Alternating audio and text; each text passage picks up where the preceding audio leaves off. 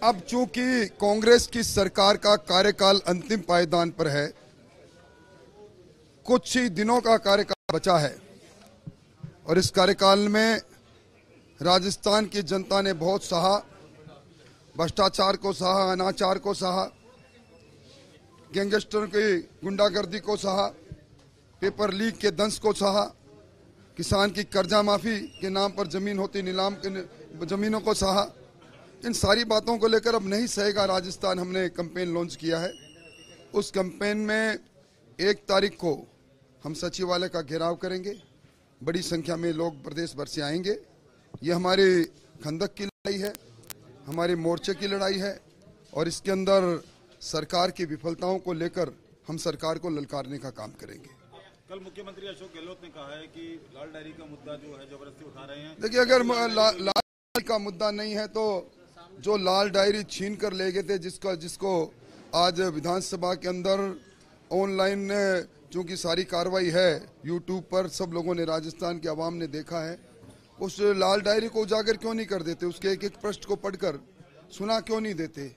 और लाल डायरी का मुद्दा नहीं है तो फिर क्यों गुडा जी को बर्खास्त किया उन्होंने? लाल डायरी का मुद्दा नहीं है तो खुद जिसके घर पर रेड हुई उन्होंने खुद ने स्वीकार किया कि मेरी डायरियां लेकर गए।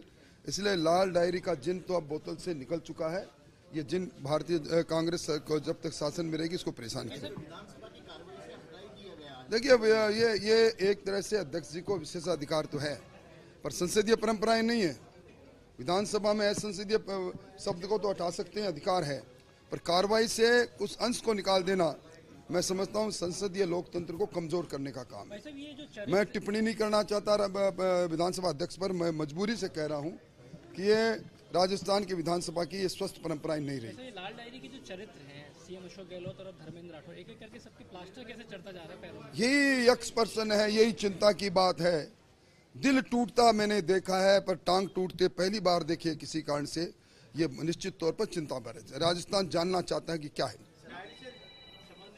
धर्मेंद्र राठौर के भी प्लास्टर चढ़ गया। अब डायरी का संबंध जिनसे है वो जाने, पर डायरी का भूत जिन अब बोतल से बाहर है। ये जो पूरा मामला है इसमें ईडी और इनकम टैक्स की जो ये आगे की बात है, ये गुडा जी पर निर्भर करता है। सर, आपने पेपर लीक का मामला उठाया, कुछ ऐसे डॉक्यूमेंट भी सामने आए जिसमें साथियों के मतलब पर्टिकुलर एक जगह, निश्चित तौर पर एक जगह के सब इंस्पेक्टर के पोस्ट पर एक ही गांव के 3 दर्जन लोगों का सिलेक्शन सवाल खड़ा कर रहा है कि क्या पारदर्शिता है। 500 रुपए में सिलेंडर बांट दिए, अब फ्री जो है फोन बांटे जाने की तैयारी कर रही है। देखिए, ये बिना बजट के प्रावधान को आज डी शिव कुमार कर्नाटका के उप मुख्यमंत्री कहते हैं कि हमारे पास योजना चलाने का पैसा नहीं बचा, क्योंकि हमने जो वादा किए थे उन वादों पूरा करने में हमारा टोटल रेवेन्यू चला गया।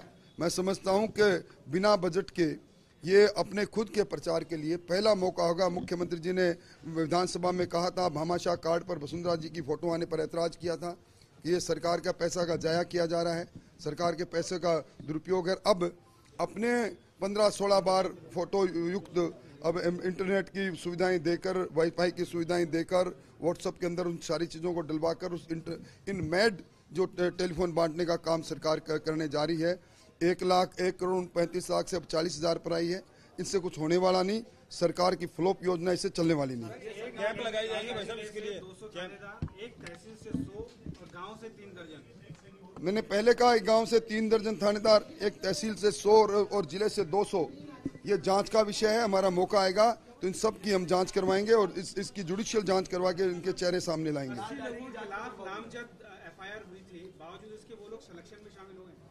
सब इंस्पेक्टर के पेपर के अंदर पेपर लीक होने पर कुछ लोगों के खिलाफ कार्रवाई, कुछ संस्थाओं को ब्लैकलिस्टेड किया गया। दिवाकर स्कूल की मान्यता रद्द की गई झोटवाड़ा में, उसके बाद भी नतीजा निकाला गया, दुर्भाग्यपूर्ण। वैसे महेश जोशी एफआईआर दर्ज करवा रहे हैं राजेंद्र गुड़ा के खिलाफ। महेश जोशी और राजेंद्र गुड़ा दोनों एक ही दल में थे, दोनों साथ साथ कबीना में थे।